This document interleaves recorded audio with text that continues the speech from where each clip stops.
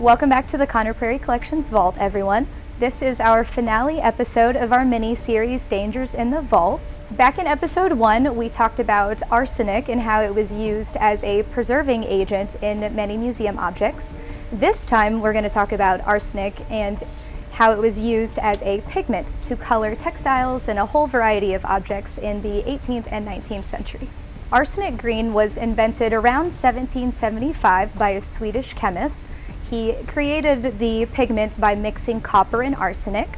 What kind of objects was this poisonous pigment used for?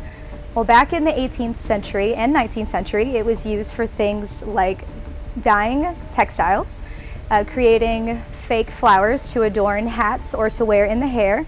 It was also used to create wallpapers for the home, and it was mixed as a paint for use by artists and use in magazines like this print here. So why was this poisonous pigment so prevalent in the 19th century? The easiest answer is that it was very cheap, it was very easy to make, and it was, quite plainly, far more beautiful than the natural green dyes that were available at the time. So we know that arsenic is dangerous, but why is it so dangerous? This poison was believed to be so dangerous that a ball gown worn by a woman to an average party was said to have had up to 900 grains of arsenic, and it only takes about 4 or 5 to kill the average human. It is even rumored that Napoleon Bonaparte was actually killed by the green wallpaper that was in his room. So how long was this poisonous pigment used for? It was around for about 100 years since its inception in the 18th century.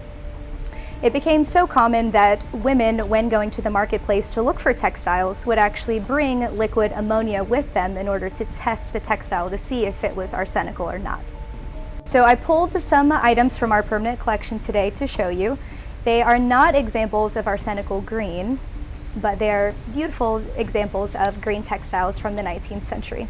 This bonnet was actually tested last year to see if it had any evidence of arsenic. As I mentioned before, these artificial leaves were very commonly dusted with the arsenical green pigment, but this bonnet fortunately tested negative for arsenic. One of the most common and most deadly ways that the pigment was used is actually in wallpaper. This is an example of 19th century wallpaper, but fortunately, again, it is not arsenical. The last object that I pulled for you is this beautiful print. Back in the 19th century, they would actually paint prints like this with an arsenical green paint.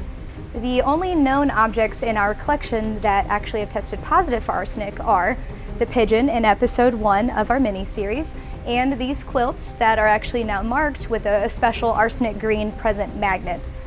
So these were all tested last year and all showed up with varying levels of arsenic in their green pigments. Since we're in Halloween season, I'll leave you with one last tidbit about our favorite poisonous pigments. They used to actually dye candies back in the 19th century with this arsenical green. So just think about that the next time you're opening up your Halloween treats. Thanks for joining me in our finale episode of our mini-series, Dangers in the Vault. I hope you enjoyed learning a little bit about my job here at the museum and learning what I do to keep myself safe from these objects, in addition to keeping them safe for future generations.